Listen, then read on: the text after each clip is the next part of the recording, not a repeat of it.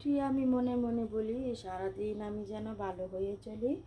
আদেশ করেন যাহা মোর গুরুজনে, আমি যেন সেই কাজ করি ভালো মনে।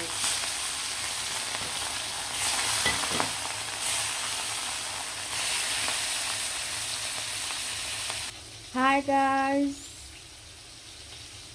আব্দুল্লাহ চ্যানেলে আপনাদেরকে স্বাগতম। স্বামী সংসার ছেড়ে কেউ কখনো চলে যেতে চায় না, কারণ স্বামীর সংসারে যে সময় বউটা আসে তখন কিন্তু স্বামীর সংসারে আসলে কোনো কিছুই থাকে না।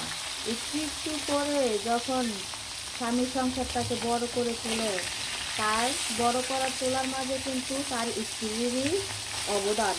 সেই বড় সংসারটা তুলে করে ভরা সংসারটা রেখে কিন্তু কোনো স্ত্রী ছেড়ে যেতে চায় না।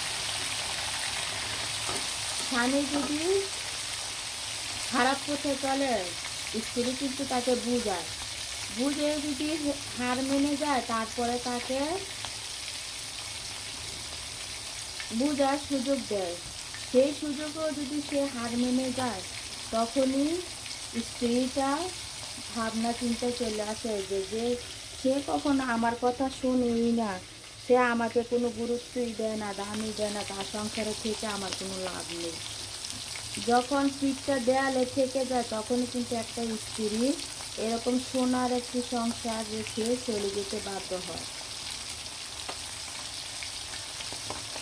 অনেকেই বলে সন্তান রেখে স্বামী রেখে কী করে চলে যায়, সন্তানের প্রতি কি মায়া নেই, স্বামীর প্রতি কি মায়া নেই?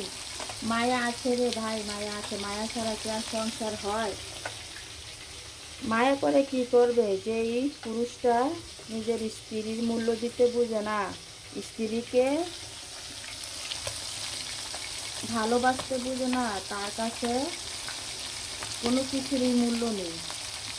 বউয়ের আদর, সোহাগ, সৎ, আহ্লাদ কোনো কিছুরই যার কাছে দাম নেই, সেখানে থেকে সে কী করবে? অবহেলা ছাড়া কোনো কিছুই পাবে না। যেখানে নিজের কোনো মূল্য নেই, যেখানে নিজের কোনো দাম নেই, সেখান থেকে চলে যাওয়াটাই ভালো। আর বউদেরকেও বলছি, স্বামী যেমনই হোক না কেন, স্বামীর সাথে মানিয়ে নেওয়াটাই ভালো। কারণ স্বামীকে অবহেলা করলে স্বামী কিন্তু আপনাকে অবহেলা করবে। স্বামীকে ভালোবাসুন, দেখবেন পুরুষের ভালোবাসা যে কত সুন্দর, আপনি কল্পনা করতে পারবেন না পুরুষের ভালোবাসা এত সুন্দর হতে পারে।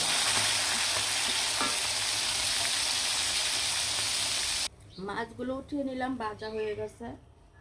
আর এখানে কিন্তু পেঁয়াজ কুচি কুচি করে নিলাম।